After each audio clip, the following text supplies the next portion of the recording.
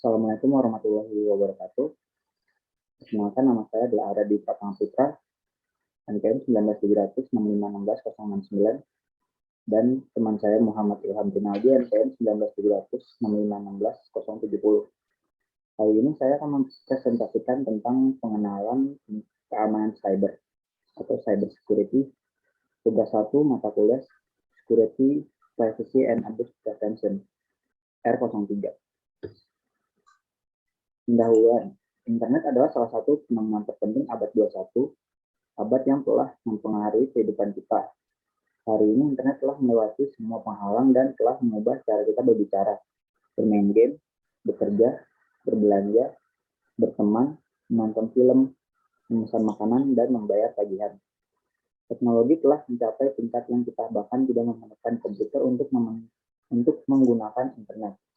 Sekarang kita memiliki smartphone berkemampuan internet, palm top, dan lain-lain, yang melaluinya kita dapat tetap terhubung dengan teman, keluarga, dan kantor selama 24 jam. Internet telah menyederhanakan hidup kita. Sejarah internet.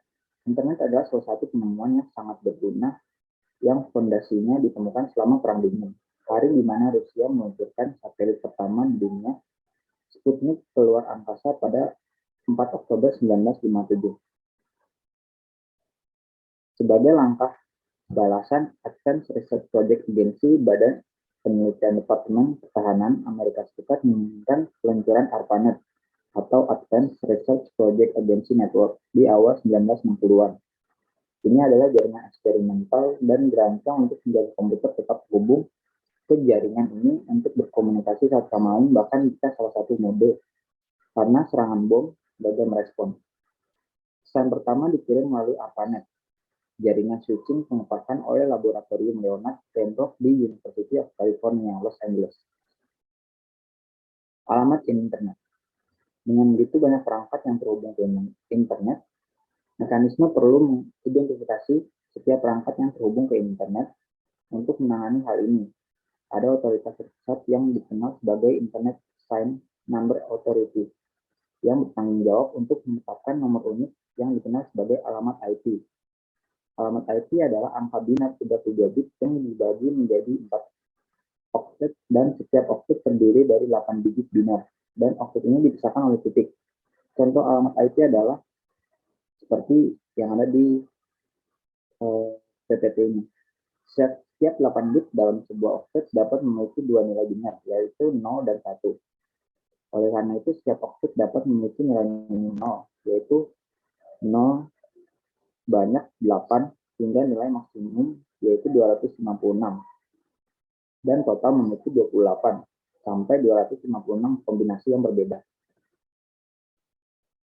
IANA mendesentralisasi tugas penetapan alamat IP dengan mengalokasikan sebagian besar alamat IP ke 5 regional internet register yang selanjutnya bertanggung jawab untuk mengalokasikan alamat IP di zona mereka. RIR ini beserta area operasinya tercantum di bawah ini. Yang pertama ada APNIC RIR, bertanggung jawab untuk melayani kawasan Asia Pasifik. Yang kedua ada AFRINIC, bertanggung jawab untuk melayani wilayah Afrika. Yang ketiga ada ARIN, bertanggung jawab melayani Amerika Utara dan beberapa pulau Karibia dan Atlantik Utara. Yang keempat ada LACNIC, bertanggung jawab untuk melayani Amerika Latin dan Karibia. Dan yang terakhir ada RIPE NCC, bertanggung jawab untuk melayani Eropa Timur, Tengah, dan sebagian Asia Tengah.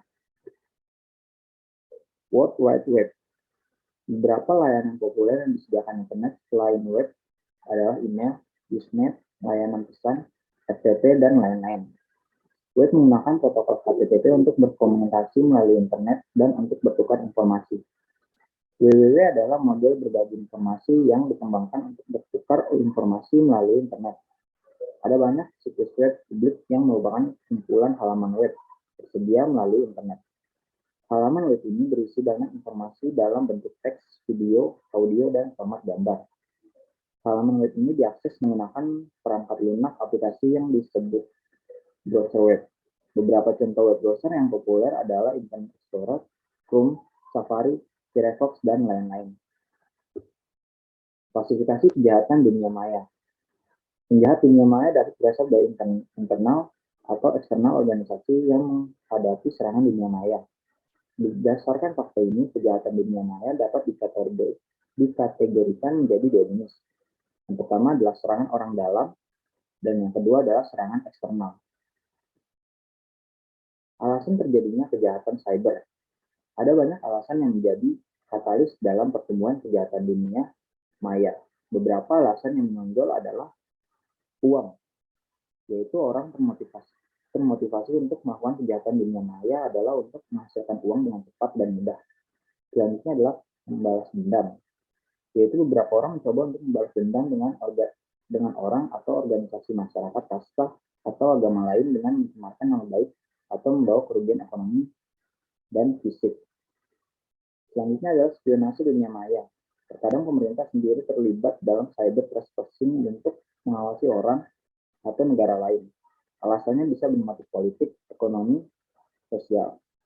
Setelah itu adalah pengakuan.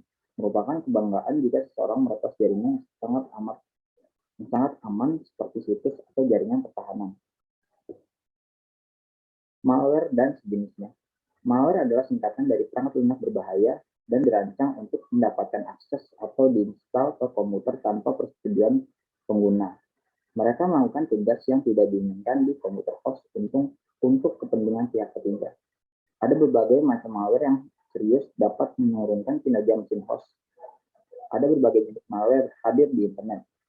Yang pertama adalah adware. Adware ini adalah jenis malware khusus yang digunakan untuk iklan paksa. Sedangkan yang kedua adalah spyware. Spyware ini adalah jenis khusus yang dipasang di komputer target atau dengan tanpa izin pengguna dan dirancang untuk mencuri informasi sensitif dan mesin target. Selanjutnya akan dilanjutkan oleh teman saya.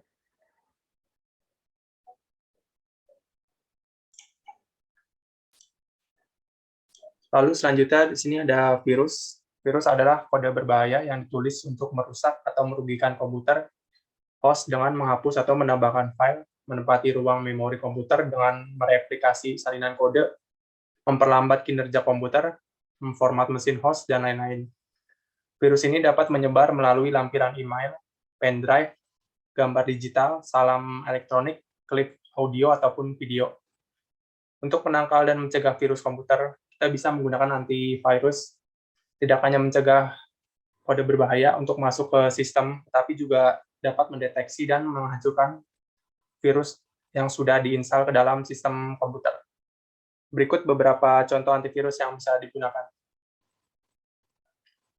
Lalu selanjutnya ada jenis kejahatan cyber.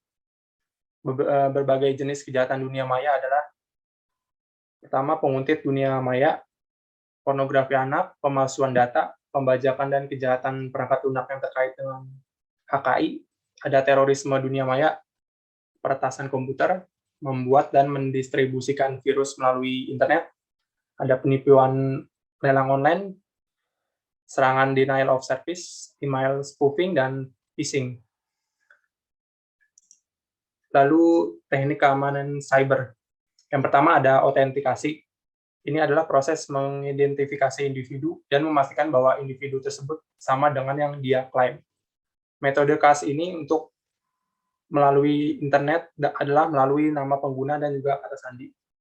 Dengan meningkatkan kasus kejahatan dunia maya yang dilaporkan oleh pencurian identitas melalui internet, organisasi telah membuat beberapa pengaturan tambahan untuk autentikasi seperti kata sandi sekali pakai ataupun OTP. Seperti namanya, ini adalah kata sandi yang hanya dapat digunakan satu kali dan dikirim ke pengguna melalui SMS ataupun email dari nomor yang sudah didaftarkan atau email yang sudah didaftarkan.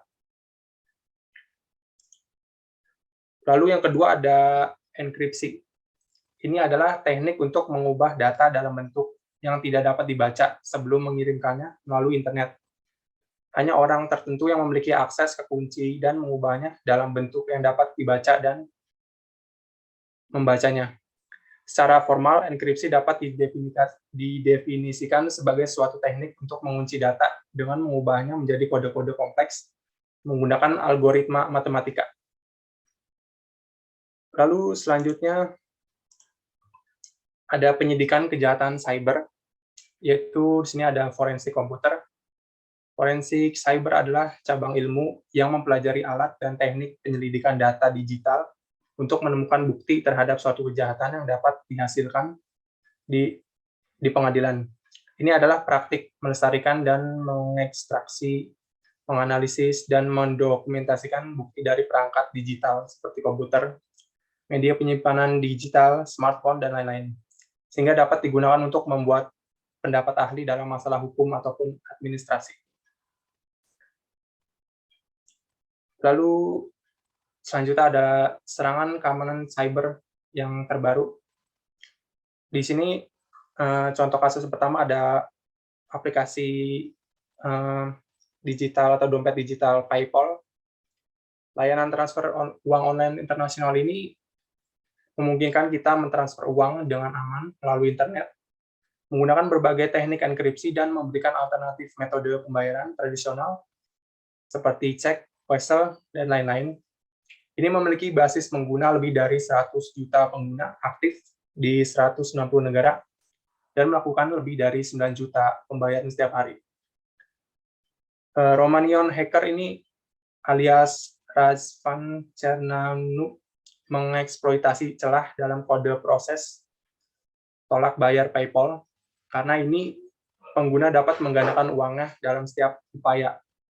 Misalkan pengguna memiliki RS 1000, ini menggunakan celah ini, jumlahnya akan digandakan menjadi 2000, begitu seterusnya. Lalu contoh kasus yang kedua ada di Australia, sebuah situs web bernama MP3 atau WMA Land ini yang menawarkan sejumlah besar lagu bajakan ataupun klip video musik untuk diunduh gratis kepada penggunanya. Hal ini mengakibatkan kerugian finansial yang sangat besar bagi artis dan juga produser lagu-lagu tersebut. Keluhan ini disuarakan oleh organisasi bernama Investigasi Pembajakan Industri Musik, yaitu pelakunya merupakan mahasiswa universitas dari Australia yang dijebak dalam kasus pelanggaran hak cipta terbesar di Australia di Urbas 2012.